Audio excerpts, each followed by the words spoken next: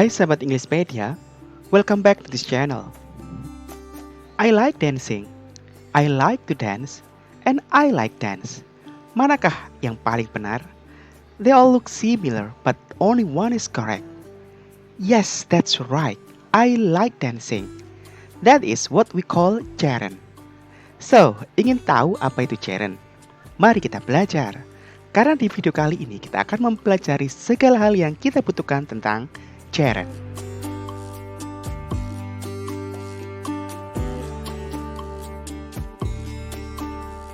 Apa itu Jaren? Untuk memudahkan sahabat dalam belajar, materi ini akan kita bagi menjadi 3 bagian, yakni pengertian, penggunaan, serta contoh dari Jaren. Now, let's go with the first part, the definition. Jaren is the ing form of verb that is used as a noun. Dengan kata lain, Jaren adalah kata kerja bentuk ing yang digunakan sebagai kata benda dalam kalimat. And for the example are, she loves dancing. Dia suka menari. Pada kalimat di atas terdapat 2 kata kerja, yakni love dan dance. Kata dance berada di posisi objek sehingga harus diganti menjadi bentuk kata benda atau Jaren. Dan kata yang paling tepat adalah dancing. Contoh yang kedua, reading is my hobby. Kata reading adalah kata kerja yang menempati posisi subjek sehingga harus kita ubah menjadi Jaren. Nah, sahabat Englishpedia, even though they look like a verb, they behave like a noun. Meskipun Jaren berbentuk seperti kata kerja, namun berfungsi sebagai kata benda. Okay, now let's see if you can spot the Jaren. Look at these 2 sentences. I am drinking water. Number 2, drinking water is healthy. Which one has Jaren? Think carefully. 1, 2, 3. Correct. Number 2 has Jaren. But look at number 1. Here, drinking is not a Jaren. It is a part of verb. So remember, verb ing doesn't always mean Jaren. Verb ing is a Jaren when it functions as a noun. Nah, sahabat Englishpedia, kita sudah memahami pengertian dan contoh dari Jaren.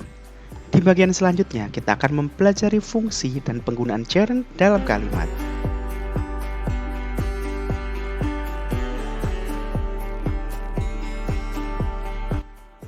Sahabat Englishpedia, pertanyaan selanjutnya adalah, what is Jaren for?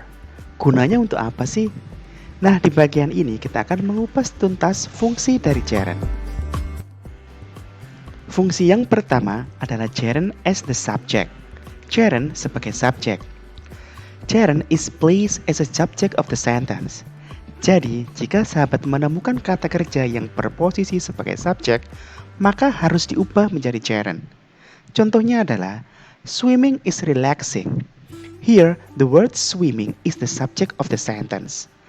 Contoh yang kedua, reading helps you learn new things. Selanjutnya, fungsi Jaren yang kedua adalah Jaren as the object. Jaren sebagai subjek. So, in this situation, if the object comes from an action, we use Jaren. Jadi, jika objek berbentuk kata kerja atau tindakan, maka kita harus ubah menjadi bentuk Jaren. Contohnya adalah, I enjoy reading. Here, the word reading is a Jaren, and it functions as the object of the verb enjoy. Di sini, kata reading adalah objek dari kata kerja enjoy, sehingga reading harus kita ubah menjadi Jaren. Sahabat Englishpedia, you have to remember some verb are commonly followed by Jaren.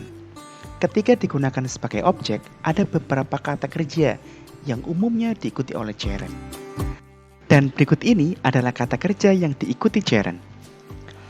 Yang pertama enjoy, avoid, finish, mind, suggest, keep, practice, consider, imagine, miss, and remember. Jadi, jika objek berbentuk tindakan dan jatuh setelah kata kerja di atas, harus diubah dalam bentuk Jaren ya. Misalnya, I enjoy playing music.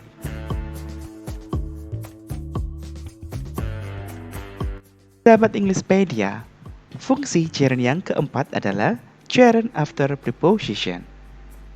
Preposition is a word that shows relationship between words. Preposisi adalah kata depan yang digunakan untuk menunjukkan hubungan antar kata. Some common preposition are in, on, at, for, about, and without. Jadi, ketika ada kata kerja yang jatuh setelah preposisi, kita menggunakan gerund. Let's look at the example below. She is good at drawing. Here, the word drawings datang setelah preposisi at. So, we say good at drawing, not good at draw, because drawing comes after preposition at. Sahabat Englishpedia, that's all about gerund for today. Mari kita ulas sedikit tentang apa yang sudah kita pelajari, bahwa gerund is the ing form of verb that functions as a noun. We can use gerund as the subject, as the object, after certain verb, and after prepositions. I hope this lesson will help you understand gerund more easily. I'll see you on the next lesson. Bye-bye.